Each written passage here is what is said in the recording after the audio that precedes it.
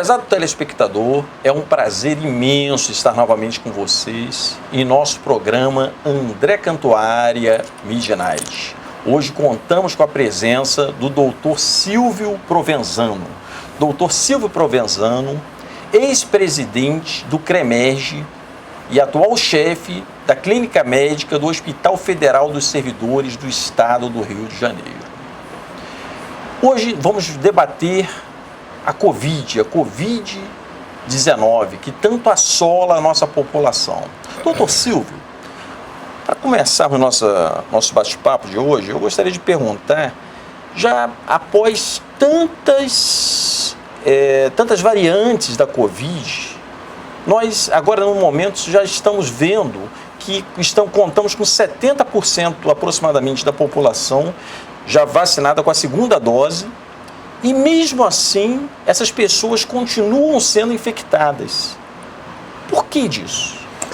Bom, em primeiro lugar, muito obrigado pelo convite, participar do programa Midnight e, ao mesmo tempo, tentar explicar algo que na cabeça do leigo, das pessoas que não são da área médica, é meio confuso. Ninguém se vacina para não ser infectado. As pessoas se vacinam para que, se uma vez forem infectadas, reúnam as defesas suficientes para que o vírus não provoque uma doença grave. Como, aliás, provocou no início, quando nós não tínhamos a vacina. Mais de 620 mil brasileiros faleceram da Covid-19. E esse número de óbitos, felizmente, diminuiu bastante com a vacina. E o que nós temos observado, de acordo com os relatórios que são emitidos pelo Ministério da Saúde e pela Secretaria Estadual de Saúde, é que as pessoas que estão internando com uma apresentação clínica mais grave nesse momento são aqueles que se recusaram a vacinar ou aqueles que tiveram uma vacinação incompleta, tomaram a primeira dose e acharam que não deviam tomar a segunda ou a terceira. Mas eu tenho pessoas com 3 doses que internaram com essa apresentação mais grave, sim. Certamente são pessoas que, se não tivessem recebido nenhuma dose da vacina, teriam morrido antes mesmo de receber assistência. São pessoas portadoras de comorbidades graves. Você falou que eu sou o chefe do serviço de clínica médica do Hospital Federal de Servidores do Estado, e lá tivemos um paciente que precisou entubar, mas ele tinha um câncer de pulmão. Era um doente já com uma doença oncológica avançada, estava vacinado, mas apesar de tudo isso, devido à gravidade da condição clínica dele, com esse vírus que é terrível, ele acabou vindo a falecer. Então o que nós temos é a certeza de que a vacina reduziu muito o número de internações, diminuiu muito o número de complicações graves e o percentual que você acabou de relatar aqui para os nossos telespectadores nos dá uma certa tranquilidade com relação à doença.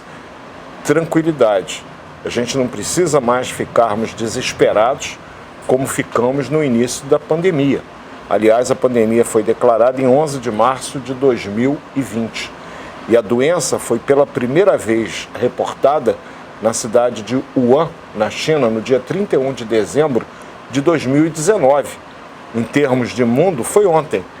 Na verdade, uma doença que tem 2 anos e 1 mês entre nós, 25 meses, e que milhões de vidas acabou levando no mundo inteiro, nos Estados Unidos, no Brasil, na Europa.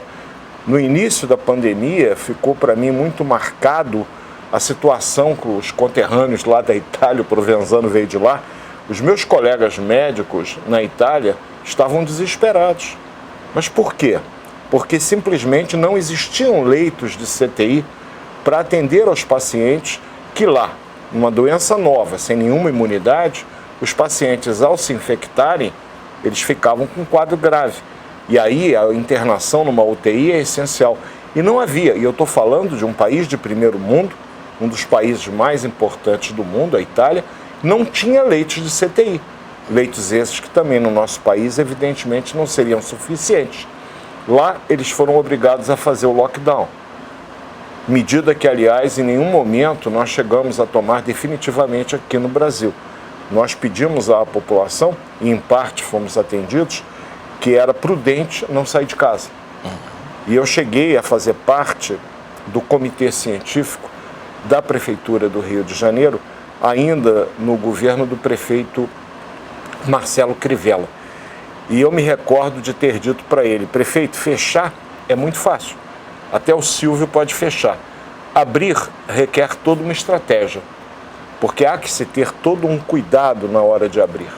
E o grande nó da transmissão do SARS-CoV-2, que é o vírus responsável pela Covid-19, na minha opinião, estava no transporte público, nos BRTs, no metrô, no trem da Central.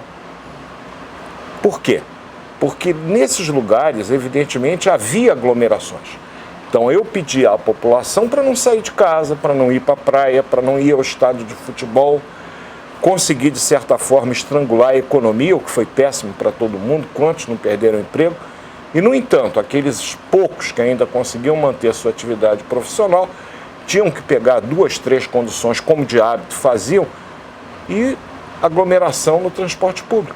E ali eles se infectaram. E uma vez infectados, principalmente o jovem, que normalmente desenvolvia uma forma mais branda da doença, porque eram pessoas saudáveis, atléticas, levavam o vírus para dentro de casa.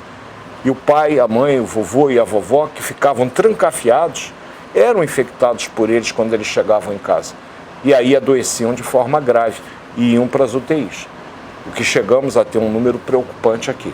Então é saber que agora a vacina fez toda uma diferença na história da Covid-19, não no Brasil apenas, mas no mundo inteiro, nos países onde a vacina pegou, porque tem grupo anti-vacina em todo o mundo.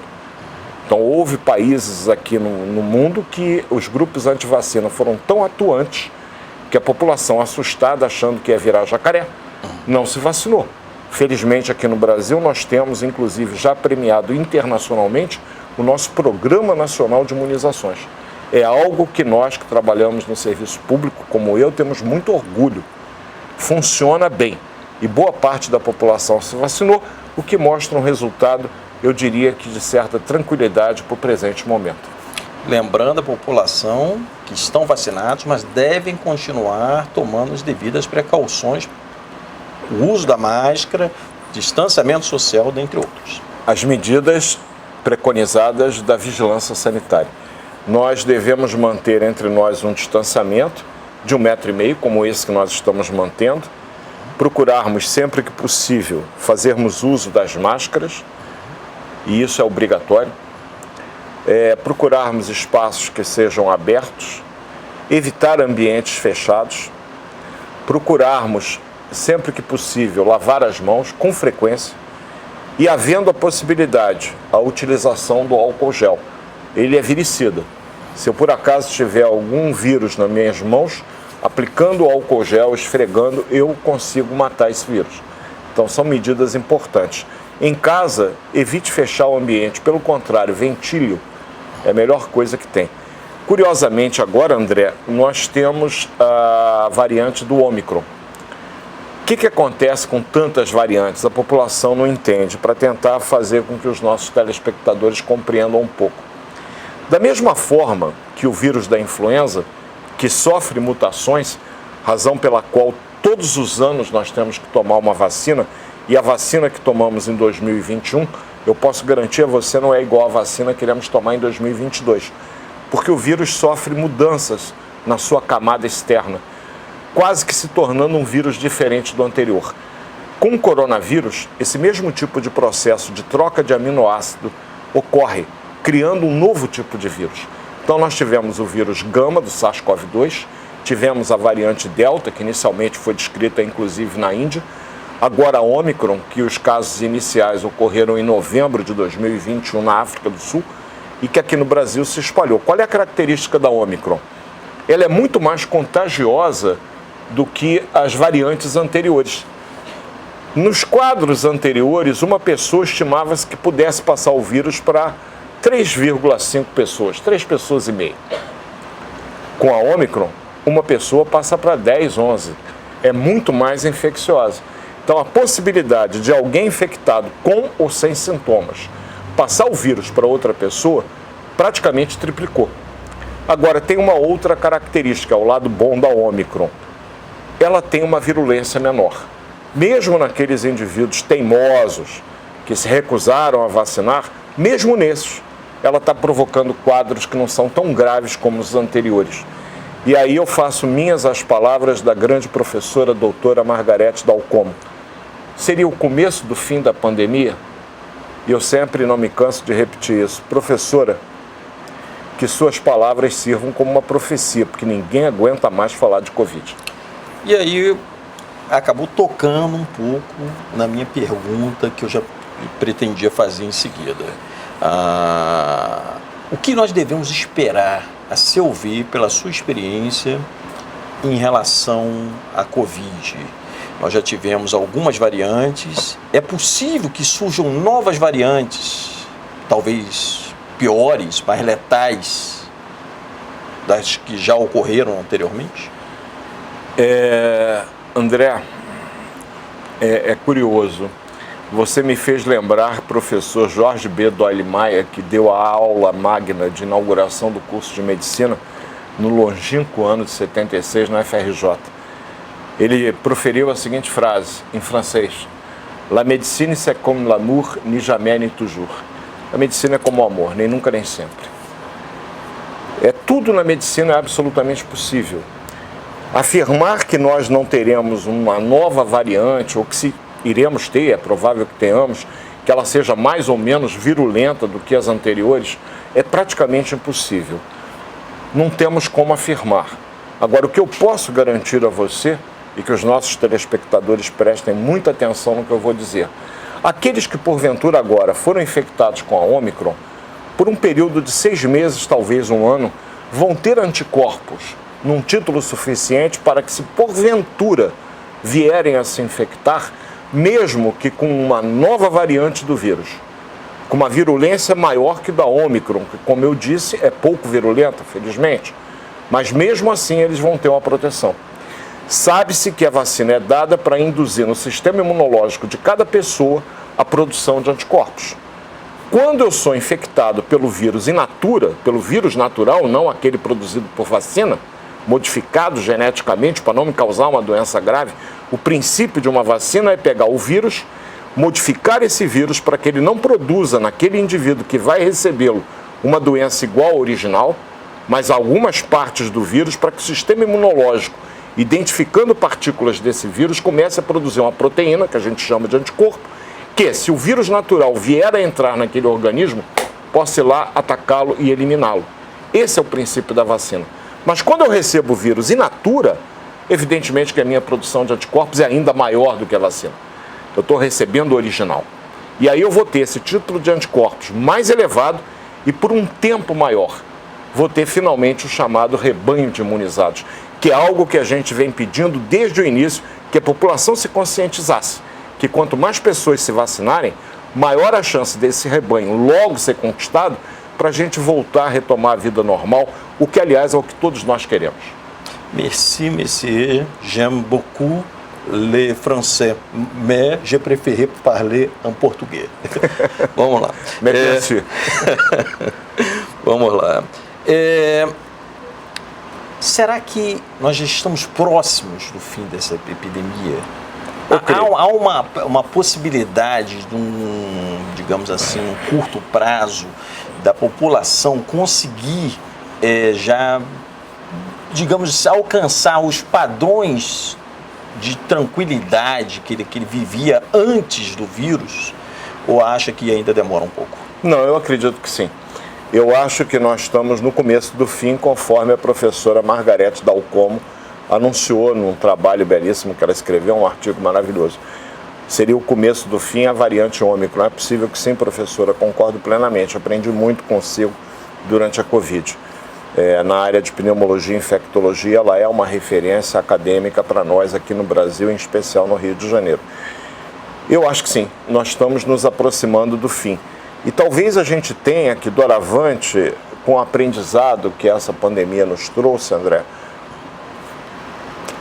mudar alguns hábitos. Ela vai deixar, digamos, alguns legados. Que a população entenda que lavar as mãos com frequência, que é um hábito que nós médicos exercitamos no dia a dia da nossa atividade, entre um paciente e o outro, requer o bom costume da prática médica, lavarmos as mãos, que a população entenda que lavar as mãos é importante ao chegar em casa, ao sair de casa. que a gente procure manter um certo distanciamento, aquele nosso comportamento latino que a gente gostava de se abraçar, se apertar, se arrochar, a gente tem que manter um distanciamento mais orientalizado, talvez. Eu sei que no Japão, por exemplo, a criança é ensinada que se ela acordar de manhã com a garganta doendo, com coriza, ela nem sai de casa. Naquele dia ela não vai ao colégio. Por quê? Ela está com um quadro respiratório provavelmente viral. E que se ela for ao colégio, ela vai passar para os amiguinhos dela a doença, porque ela não quer. Ela é ensinada a fazer isso. A gente, muitas vezes, eu acho curioso, é um hábito do brasileiro, que é um povo muito irreverente. Nós, brasileiros, somos, e o carioca mais ainda. Você prende o espirro na fila do elevador para espirrar dentro do elevador. É curioso, né? Essa irreverência carioca, a gente tem que mudar esse hábito. Você vai espirrar, e às vezes é inevitável soltar um espirro, antepõe o antebraço à frente, porque ao espirrar assim você está sendo educado, está sendo higiênico, e você não vai eliminar ao teu redor nenhuma partícula que possa passar para alguém que esteja próximo de você. Ainda mais se o espaço que vocês estiverem for pequeno.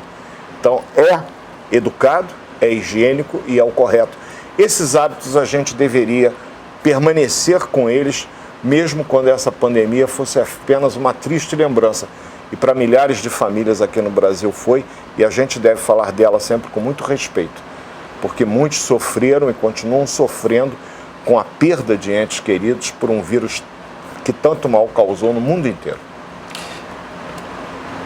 Hoje, com a Ômicron e a população, digo, do Rio de Janeiro, principalmente, tem se observado uma dificuldade da realização dos exames para detecção da doença. Então, muitas pessoas estão deixando de fazer porque tem um tempo hábil para que possa detectar-se o vírus, né? E quando ele vai para fazer o exame, eles agendam esse exame para daqui a 2 semanas, 3 semanas, porque não estão conseguindo simplesmente realizar os exames. Isso é preocupante? O fato de você saber ou não saber não deveria modificar o comportamento das pessoas. Se você tem sintomas gripais como tosse seca, dor de garganta, coriza, nariz entupido, dor no corpo, dor de cabeça, febre baixa, você está com um quadro chamado síndrome gripal. E aí você pode estar com a influenza, e nós estamos com a variante H3N2 predominando aqui no Rio desde 2016, você pode estar com a Ômicron do SARS-CoV-2. O que eu faço? O tratamento é sintomático. O que é isso? Aliviar sintomas. Com relação à influenza, quando o quadro é detectado nas primeiras 48 horas, eu tenho ainda o antiviral já reconhecido no mundo inteiro, que é oseltamivir. O nome comercial, e não tem outro, não custa falar, é Tamiflu. Eu posso fazer o Tamiflu porque ele destrói o vírus da influenza. Ele rigorosamente não adianta nada contra a Covid-19, para a qual ainda não se descobriu um antiviral eficaz. O que é eficaz na Ômicron, na Covid-19, é o distanciamento e as medidas sintomáticas. E a vacina, como já dissemos, porque ajuda a proteger e, uma vez infectado, talvez você tenha uma forma mais branda da doença. Mas, se apesar de tudo isso a doença evoluir com muito cansaço, com muita tosse, você faz uma tomografia computadorizada do tórax e o comprometimento do pulmão já atinge algo em torno de 50%, a saturação de oxigênio no sangue começa a cair, abaixo de 94. Eu tenho que fazer um corticoide para esse indivíduo. A gente sabe que o uso do corticoide na Covid-19 pode fazer com que muitos indivíduos que inevitavelmente no passado iam direto para o tubo do oxigênio, para aquele aparelho respirador, numa situação mais grave, a gente consegue intervir e abortar esse processo. E ele consegue, só com oxigênio sob máscara, se manter estável, sem precisar ir para o ventilador mecânico. O corticoide, ele tem um momento para ser usado. Ele não é usado no início do processo. Quando eu introduzo, e eu vi muitos comprarem corticoide na farmácia, qualquer coriza já estavam tomando, um absurdo, porque ele dado no início da Covid, ele torna a doença pior. Você vê como a medicina é dramática para nós médicos. A gente tem uma hora para iniciar o medicamento e tem uma dose certa para fazer. Isso leva anos de estudo, de pesquisa. Aí o indivíduo ouve falar que o corticoide modifica, como eu acabei de falar, já vai na farmácia comprar o corticoide, porque se eu tiver uma coriza eu vou tomar. Não façam isso. É uma medicação que deve ser feita sob supervisão do médico entre o 5º e o 15º dia de doença, dependendo da evolução, porque na maioria dos casos não é necessário. Eventualmente a gente tem que fazer um anticoagulante. Por quê? Porque a Covid-19 está associada a eventos trombóticos e o paciente pode vir a falecer em decorrência de uma trombose no pulmão, uma trombose cerebral. Perdemos um colega radialista, esportivo, porque ele fez um AVC no decurso de uma Covid-19 e era um indivíduo de 40 e poucos anos. Isso em 2020. Ali, se já conhecêssemos o que conhecemos hoje, ele estaria tomando uma medicação antitrombótica e certamente continuaria com sua vida normal. Hoje nós temos um conhecimento da fisiopatologia da Covid-19 que permite a nós médicos intervirmos da forma correta no momento certo. Agora, o grande problema é que se muita gente adoecer, o que a gente vai ter? Um colapso do sistema de saúde e o médico não vai ter como avaliar. O que você acabou de dizer, eu quero testar e não tem teste para mim. Ou demora muito para fazer, o que não adianta rigorosamente nada. Então, só procure fazer o teste se você estiver com sintomas, só procure a UPA, procure as unidades de emergência. Se você estiver com tosse, com febre, com mal-estar, não, eu tive contato com um parente que positivou, eu tenho que fazer o teste? Não, você não precisa fazer o teste.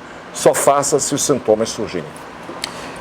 Doutor Silvio, nós, infelizmente, está sendo muito elucidativo essa nossa conversa, que certamente a população ela vai poder agora se controlar um pouco mais aí nos seus ímpetos, né, de sair em relação ao controle da sua saúde. Porém, como nós já estamos finalizando, eu gostaria que o senhor deixasse um recado para a população. Se tivesse que deixar hoje uma mensagem para a população do estado do Rio de Janeiro, qual seria essa mensagem? A minha mensagem não poderia ser diferente, André. Chegou o seu momento de vacinar, vacine-se. Você tem o chamado do governo, a vacina é gratuita. É uma vacina que, se você tivesse que pagar, seria cara. O Estado investiu, o Ministério da Saúde disponibilizou o número de doses suficientes para que a população que precisa ser imunizada possa se imunizar. Não vamos negar que a vacina é útil. Segundo lugar, independentemente de você ter se vacinado ou não, algumas medidas, conforme você já antecipou, André, são importantes que a gente mantenha. Distanciamento social, vamos evitar aglomerações. Havendo a opção de procurar um lugar aberto, não vá no lugar fechado. Procure ver se as pessoas estão usando máscara. Procure usar o álcool gel e lave bem as mãos. Eu acho que esses recados são os mais importantes. Procure se manter tranquilo. Como eu disse, estamos próximos do fim. Suportamos até aqui. Nós somos vitoriosos. Que Deus continue nos abençoando e ajudando. Doutor Silvio, um prazer imenso, inenarrável de termos a sua presença no nosso programa André Cantuária, Mídia Night. Lembrando a população que temos o nosso canal do YouTube, programa André Cantuária Mídia Night, e que vocês podem também assistir a nossa programação toda quarta-feira, à meia-noite, na TVC Rio